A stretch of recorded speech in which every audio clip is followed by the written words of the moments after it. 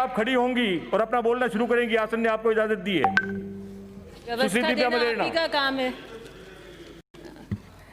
कोविड-19 प्रबंधन व लॉकडाउन की आर्थिक स्थिति की इस चर्चा में आपने मुझे बोलने का मौका दिया, बहुत बहुत धन्यवाद। हम एक गंभीर दौर से गुजर रहे हैं। पहली बार ये वायरस वुहान के अंदर, हुबई प्रोविंस के अंदर दिसंबर 2019 में आइडेंटिफाई हुआ, और मैं यह तारीख है इसलिए दे रही हूँ क्रमबद्ध तरीके से क्योंकि इसकी अहमियत है।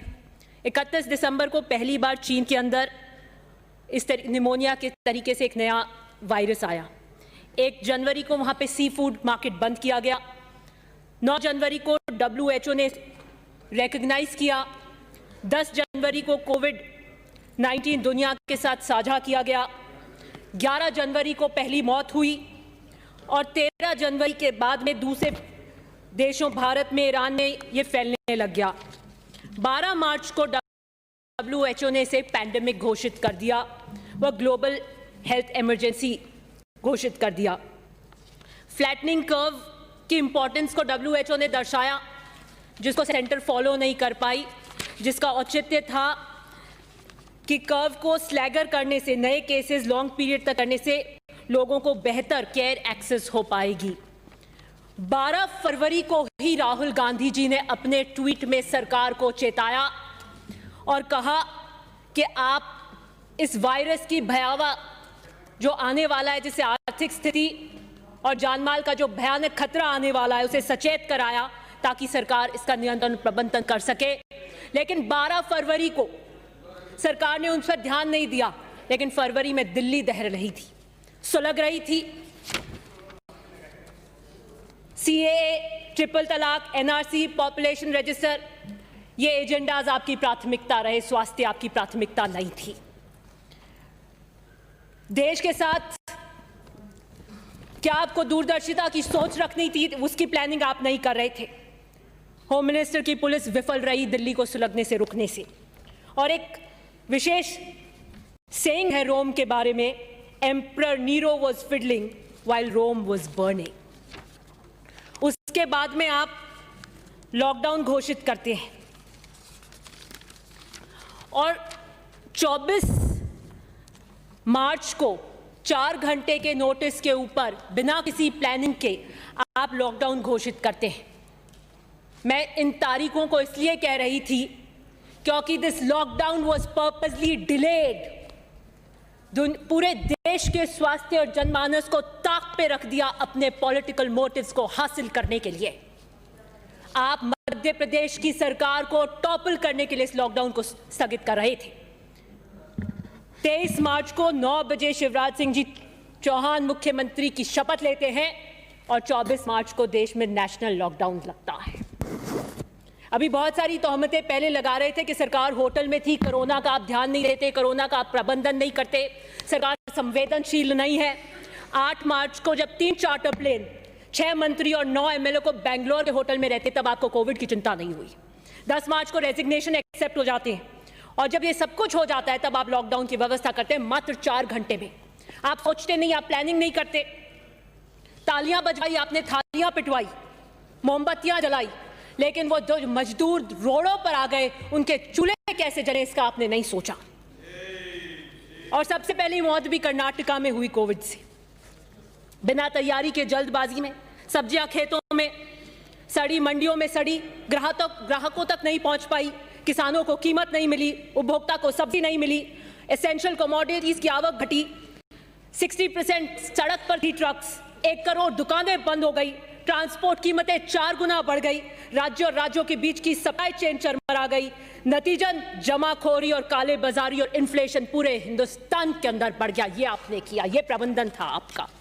और नेशनल डिजास्टर एक्ट है जो ये कहता है, जिसका सेक्शन 6(2) ये कहता है the national disaster management authority under the national disaster management act which is to be presided over by the prime minister of India with 9 nominated members will have a national plan for a national disaster, and COVID-19 is certainly a national disaster.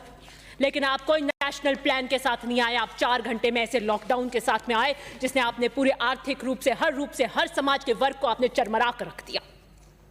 ये अचानक lockdown कर दिया जिससे लाखों लोग सड़क पर चले आए, कोई सुविधाएं नहीं दी। अगर आप नेशनल प्लान के साथ में आते जो कि सेक्शन 2D के अंदर कहता है that approved by the national authority, तो आप रिलीफ कैंप्स देते, shelter, food, drinking water, medical, ये सबको आप सुनिश्चित करते, जो आपने नहीं किया।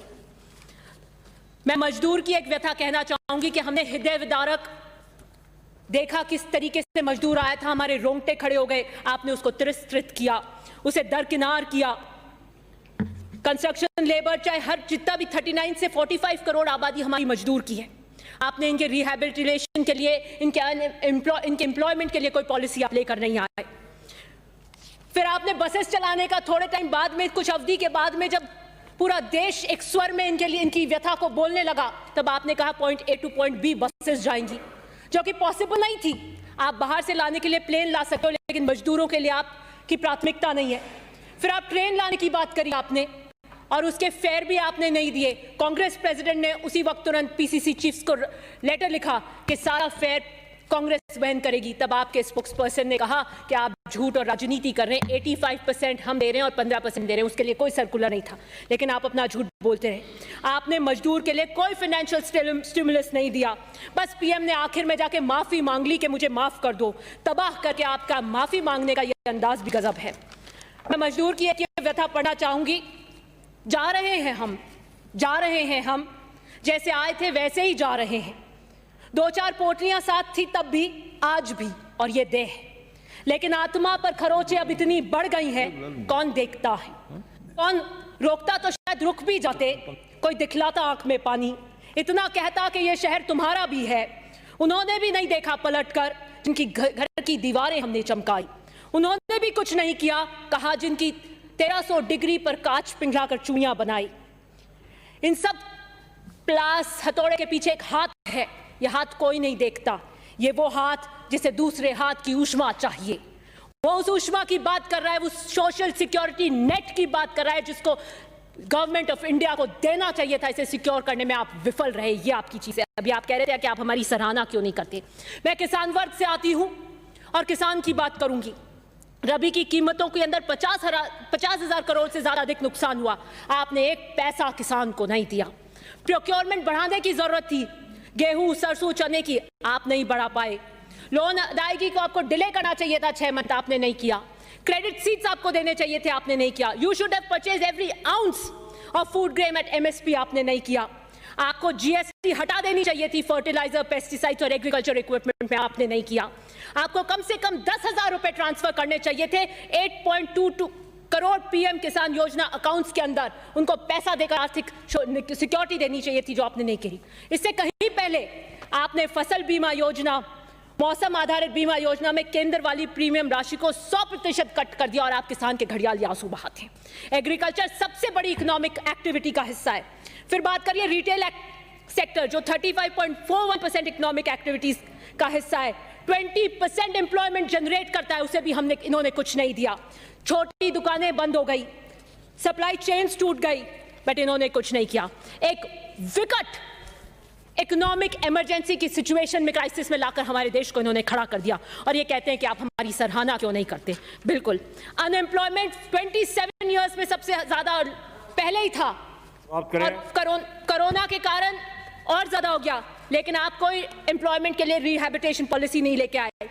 डिमांड क्रिएट करेंगे तो सप्लाई क्रिएट होगी, डिमांड बंद है इसलिए सप्लाई बंद है। डिमांड क्रिएट करने के लिए पैसा फ्लो करने की जरूरत है इकोनॉमी के अंदर, जो आपने नहीं किया। You didn't do. हम बार बार, कांग्रेस ये कह रही थी कि 7,500 का कैश बेनिफिट ट्रांसफर आप दीजिए, पैसा दीजिए, इकोनॉमी को पंप कीजिए, इन लोगों को फाइनेंशियल स्टिमुलस और फाइनेंशियल प्रोटेक्शन दीजिए, लेकिन आपने नहीं दिया। 11 करोड़ लोग आउट ऑफ PDS थे। अभी एक सुरक्षा की बात कर रहे थे, खाद्य सुरक्षा की बात कर रहे थे और हमें कह रहे थे, लेकिन 11 करोड़ लोग PDS से बाहर थे, उसके लिए आपने कुछ नहीं किया। नरेगा की बात करते हैं, आपको शायद अपना वाक्य नरेगा के लिए याद आ रहा होगा, जब आपने कहा था कि ये कांग्रेस की विफलताओं का मकबरा है। आज आज एम्प्लॉयमेंट देने के लिए रूरल की 2 मिनट्स नहीं, 1 मिनट समाप्त करें अपनी बात। 2 मिनट्स एम्प्लॉयमेंट देने की वो बनी, आपने उसको 200 डेज कर देना चाहिए था, आपको 300 रुपए कर देना चाहिए था, आपको जॉब कार्ड धारकों को एडवांस पेमेंट कर देना चाहिए था, लेकिन आपने नहीं किया। हाँ, मैं मानती हूँ कि 61,000 करोड़ की जगह आपने 1 करोड़ अलॉटमेंट कर दिया, 1 लाख करोड़, जिसमें 84,000 करोड़ आउटस्टैंडिंग लायबिलिटीज के साथ इट्स ओनली 84,000 करोड़, ये भी कांग्रेस के प्रेशर में किया। आपने कोई डायरेक्ट ट्रांसफर्स नहीं किए। अगर आप 5,000 करोड़ से भी करते तो 65,000 करोड़ बनते 13 करीब लोगों के लिए, लेकिन आपने नहीं किया। लेकिन आपने क्या किया? आपने लोन्स राइट ऑफ किए 68,000 के लिए, जो आरटीआई में पता। राहुल गांधी जी ने संसद में पूछा कि वो 50 कौन से घोटालेबाज हैं जो डिफॉल्टर्स हुए, आपने उसकी सूची नहीं दी। लेकिन 24 अप्रैल को आरटीआई में पता लगा मेहुल चोकसी, नीरव मोदी और विजय माल्या जो विलफुल डिफॉल्टर्स थे, उनके 65,000 के करीब आपने 50 विलफुल डिफॉल्टर्स के राइट ऑफ कर दिए। 65,000 आप यहां दे देते। प्लीज सेव करें, बिराजिए। माननीय सभापति महोदय, डीजल पेट्रोल की 12 बार टैक्स लगाकर हाइक करी, 12 बार, 18। Give me, I am concluding sir, please save करें। I am concluding, 1 minute, I am concluding. Please save करें। आर्थिक देशद्रोह की स्थिति में माननीय सभापति महोदय, आर्थिक देशद्रोह की स्थिति में आपने प्लीज सेव करें। अन्य मंत्री जी ने लाकर खड़ा कर दिया। अपने कोरोना बीमारी के लिए और आत्मनिर्भर स्टेट की आपने बात करते हैं। मैं लास्ट में प्लीज सेव करें। भीलवाड़ा मॉडल की उन्होंने चर्चा की। समाप्त हो गया। 30 सेकंड नहीं अलाउ नहीं करूंगा। मैं ये कह रहा हूँ रेड राज कर दिया भीलवाड़ा मॉडल आखिर जयपुर और जोधपुर में मॉडल क्यों नहीं अपनाया? आज सर्वाधिक जोधपुर में कोरोना मरीज हैं, इसका जयपुर में है, लेकिन वहाँ भीलवाड़ा मॉडल नहीं हुआ। और भीलवाड़ा मॉडल की आज जो स्थिति है, वहाँ ये 1600 से ज्यादा